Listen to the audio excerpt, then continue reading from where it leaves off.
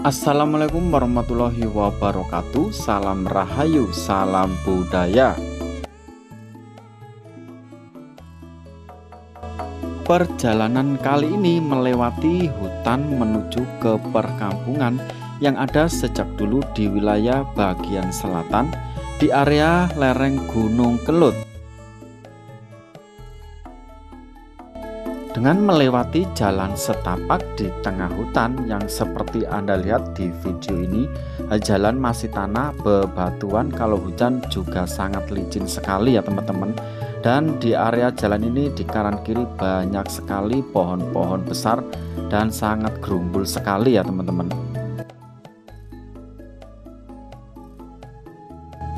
Nanti kita akan naik terus menuju ke perkampungan yang dahulu kala sangat ramai dan padat penduduk, tetapi saat ini hanya tersisa beberapa orang saja ya teman-teman.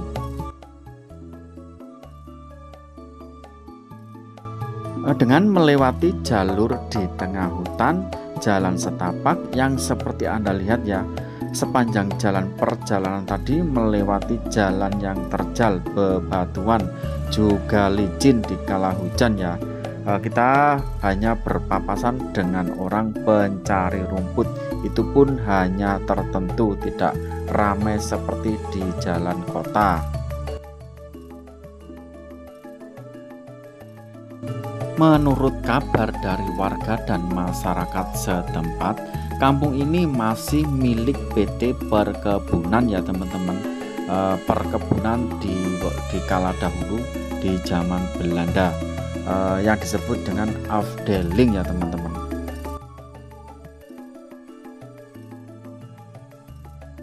Oke, karena perjalanan masih lumayan jauh dan kita sambil menikmati pemandangan di sepanjang jalan ini ya teman-teman, dengan melihat pepohonan dan banyak sekali penghijauan ya dari rumput-rumput di pinggir jalan seperti ini menuju ke kampung yang saat ini sangat sepi sekali.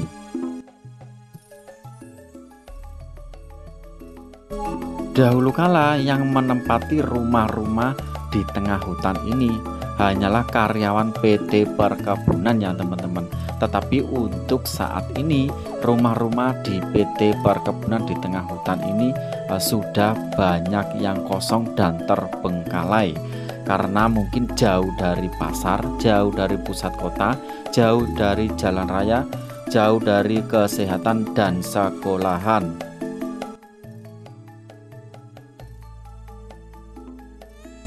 Kita lanjut perjalanan menuju ke kampung yang sangat sepi sekali di tengah hutan ini, karena jalan menuju ke kampung ini tuh berliku ya teman-teman, juga sangat licin, dan hati-hati sekali ya kita untuk menuju ke lokasi ini. Di kanan kiri itu terdapat jurang.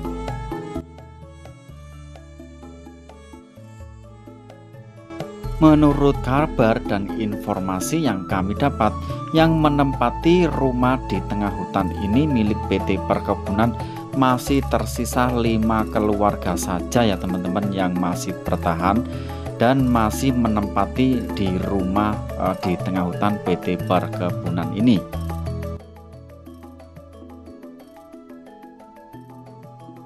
Entah yang masih bertahan 5 keluarga ini masih karyawan PT Perkebunan atau tidak, kami pun juga belum tahu ya teman-teman.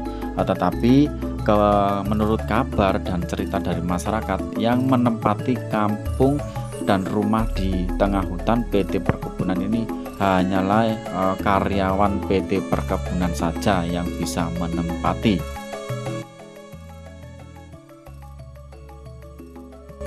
Nah, kita hampir sampai di kampung di tengah hutan terpencil yang saat ini banyak yang terbengkalai dan banyak rumah-rumah yang sudah kosong tanpa penghuninya.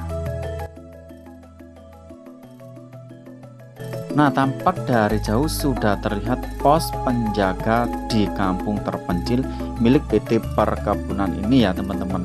Kita akan memasuki kawasan PT Perkebunan di tengah-tengah hutan, tepat di bawah lereng Gunung Kelut.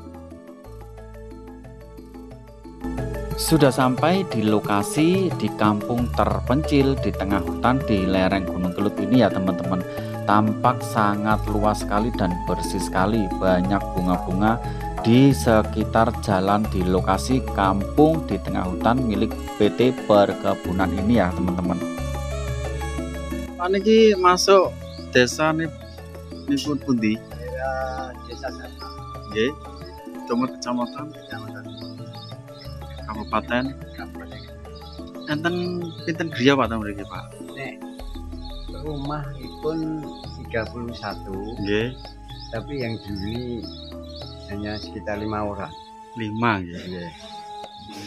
Lah terus penghuni lainnya kemana Pak? Penghuninya kan banyak yang turun. Ya turun. Iya. Nah, ini rumah sendiri apa rumah dari mana Pak? Ini rumah dari perkebunan. Oh, jadi masih ikut perkebunan. Jadi yang belum punya rumah ya bertahan di sini. Nggih. Yang sudah punya rumah pulang ke bawah jalan wisata. Di sini lah niku apa dekat sama niku nggih, Gunung Kelut nggih. Ya. Pernah terjadi bencana apa Pak? Oh, ya bencana parah sih. Sien. Terus pundi ceritane? Nek rumiyin ngriki tahun ingkang nembe niki. Niki rombak sedaya. Oh, ngoten. Rombak sedaya nggih. Berarti saniki dihuni 5 keluarga, 5 orang. Jadi kalau ada karena gunung meletus harus turun. Oh, ngoten. Pengungsiannya sekitar dari sini 3 km. Tapi listrik pun masuk nggih Pak? Ya. Listrik dari pemerintah apa dari Pemerintah? Oh, pemerintah. Itu nih wow 31 rumah yang ditempati hanya 5 rumah. Jadi yang mendapatkan yang punya rumah akhirnya kan pulang. Tapi pagi balik. Tembriki pun pinten tahun Pak jenengan Pak? Mulai tahun 97 sampai saat ini nggih. Pinten tahun nggih 97 sampai 2024 nih. Asmanipun jenengan sinten Pak? Sanjoto. Oh, Pak Sanjoto asli mriki nggih. Matur suwun Pak nggih.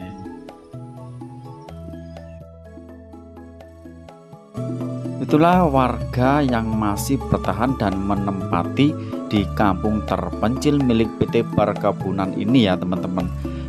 Beliau masih menempati rumah ini dari tahun 97 sampai tahun 2004 ini. Hampir sekitar 28 tahun ya menempati rumah PT Perkebunan yang terpencil di bawah lereng gunung ini ya. Yang jauh dari pusat kota, jauh dari pasar, jauh dari keramaian, jauh dari kesehatan, juga jauh dari pusat pendidikan. Kita lanjut menyusuri di kampung terpencil di tengah hutan di bawah lereng Gunung Kelut ini ya teman-teman. Terlihat bangunan kantor PT Perkebunan yang sudah kosong dan terbengkalai ini ya. Bahkan banyak bangunan-bangunan rumah dinas di sekitar PT Perkebunan di kampung terpencil di bawah lereng gunung ini yang sudah kosong tanpa penghuninya ya teman-teman.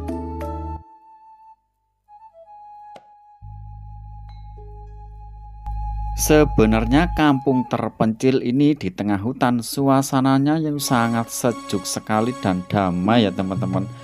Misalkan andai kata buat teman-teman hidup di kampung terpencil di tengah hutan di bawah lereng gunung ini seperti ini, jauh dari hiruk pikuk perkotaan, menurut kalian bagaimana ya teman-teman?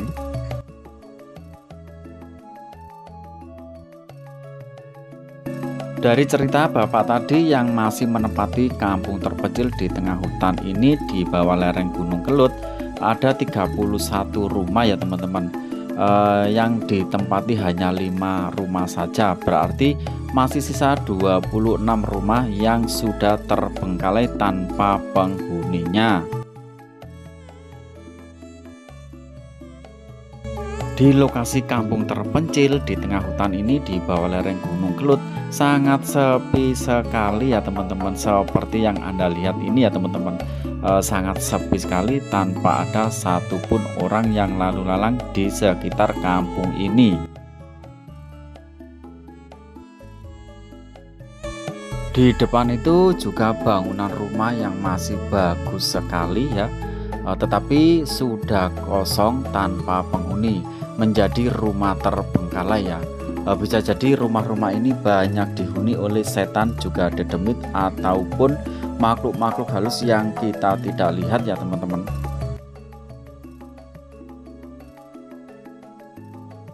Tepat berada di belakang gapura kecil itu dulunya ada sebuah masjid besar ya teman-teman, yang terkena dampak letusan Gunung Kelut dan tertimbun sampai sekarang, dan dibuatkan bangunan masjid yang baru di depannya tadi ya teman-teman.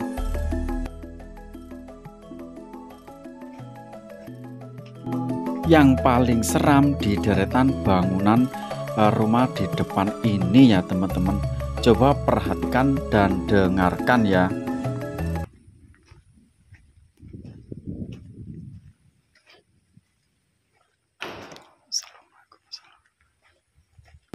Nah, sudah dengar ya teman-teman, ada suara keras yang sengaja menggedorkan pintu ya.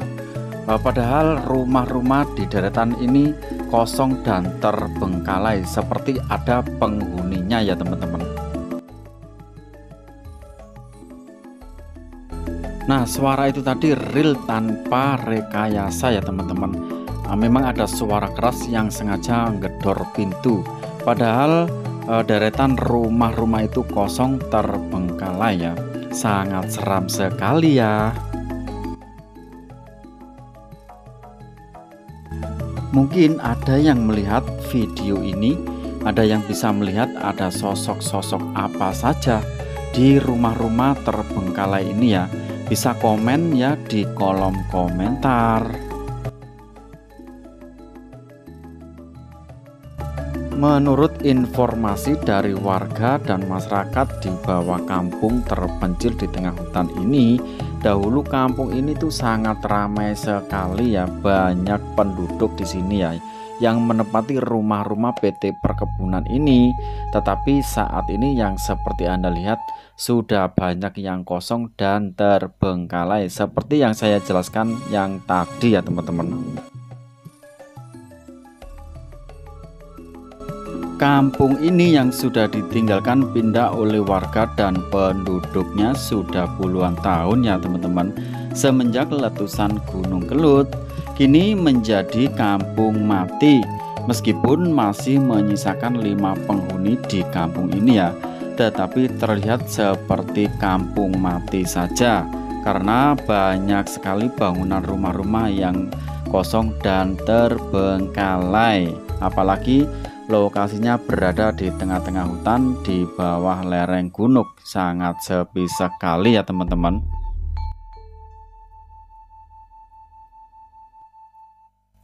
Bahkan kampung ini mungkin saja sudah dihapus oleh Google maupun Map ya teman-teman, karena memang kampung ini sudah tidak berpenghuni, sudah ditinggalkan oleh para warga dan penduduknya menjadi kampung terbengkalai.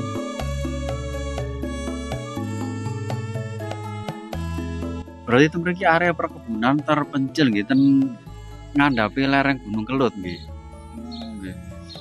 Terus niku mau enten cerita masjid sing tertimbun Ya, lahar ini nanti tahun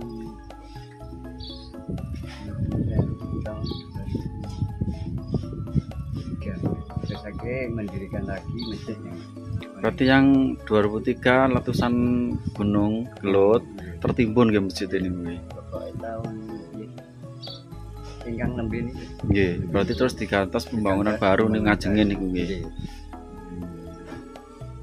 Kenapa nggih? Ya temriki jauh dari kota, jauh dari pasar. Lek ngandhap Tewebing nggih Pak nggih. Terpencil dan ngandhapi lereng Gunung Kelut nggih Pak nggih. Berarti lek jalane masuk ngadep mboten nonton penerangan PJU nggih. Nek jalanipun mboten wonten. Mboten nonton nggih. Nggih gelap ngoten niku. Nggih. Lek mandhap terus pundi Pak lek malam? Nggih. Pun biasa. Nggih, biasa. Padahal area daerah ngriki niku termasuk daerah perekonomian orang gitu loh. Lah nggih, berarti kan mriki sering dimasuki tiang nggih, Iya, saking untuk ngandap mencari- nggih. iya, Mencari rumput, mencari mencari pokok nafkah itu banyak yang naik ke sini.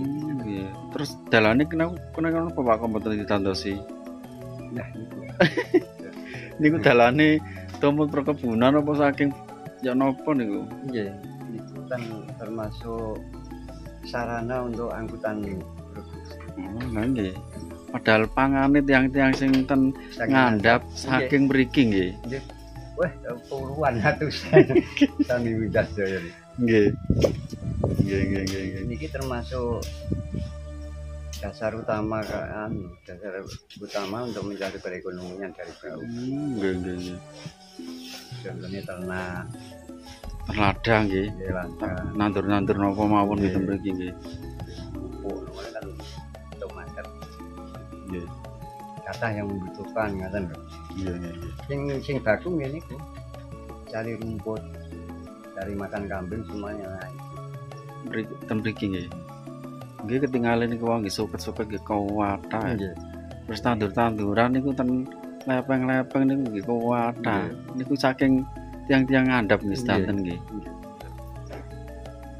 Bisa hanya sarana jalan sih kurang memadai. Berarti lek ten mriki niku kaya sayur-sayuran niku pun mboten susah nggih Pak nggih.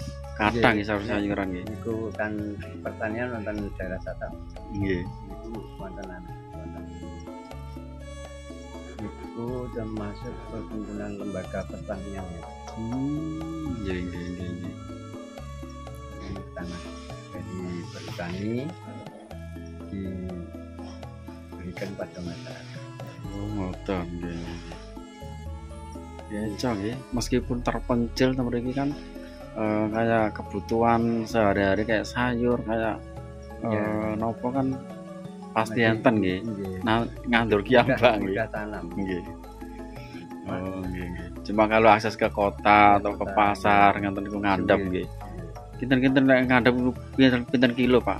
Ada 20, 17, Nek wonten pekenipun nggih tebih. Mas. 30, 20. Sekitar 20. Kene Karang Dinaya iki pira ta? Sekitar 20-an. 20 kilo nggih, Pak nggih. Oh, nggih. Oke, Pak nggih. Tapi itu mriki pun pangan sayur-sayur pun kuwatha nggih, mboten Nek kebetulan harus ke pasar. Nggih kantun pados beras nipun nggih. Nggih, sulit Nggih. pun yo bagus. Oh, nggih. Jadi nek belanja lain-lain harus turun. Nggih. Jadi, kebutuhan- Dengan medan jalan niku wau nggih, Nggih. Sehingga sulit. medan jalane nggih. Nggih. Kita lanjutkan lagi menelusuri kampung yang terpencil di tengah hutan di bawah lereng Gunung Kelut ini yang hanya tersisa 5 orang saja untuk menempati kampung terpencil ini. Bahkan di kampung terpencil ini di tengah hutan banyak bangunan tua yang sudah terbengkalai dan sudah rusak parah ya. Mungkin bangunan ini bangunan bekas zaman Belanda dahulu.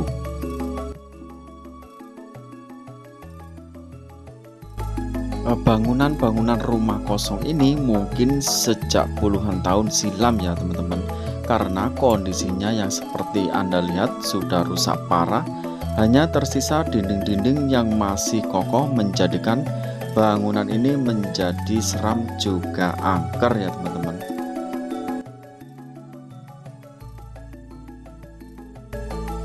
Nah, seperti kejadian-kejadian tadi di rumah-rumah kosong di tengah-tengah beberapa rumah, kejadian aneh tapi nyata ya teman-teman. Ada suara yang mendobrak pintu, tetapi rumah-rumah itu kosong tanpa berpenghuni.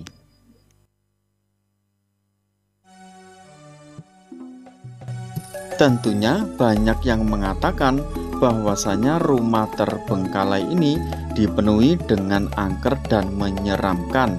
Pikir saja ya teman-teman, kalau yang namanya rumah jika ditinggalkan alias gak ada penghuni, pasti akan ada penunggunya.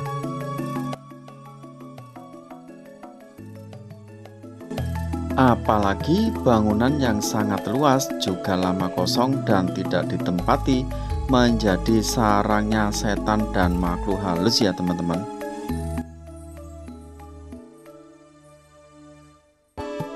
Jadi penasaran gimana kelanjutan ceritanya? Sempat berpikir juga, kenapa nggak diperbaiki saja ya rumah tua, dan yang bikin menarik itu tempatnya berada di tengah-tengah hutan, juga estetik.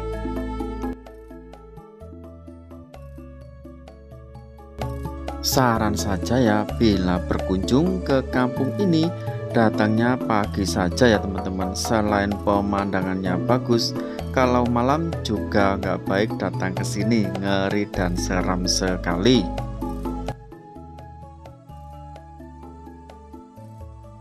Itulah review kami di Kampung Angker di tengah hutan di bawah lereng Gunung Kelut.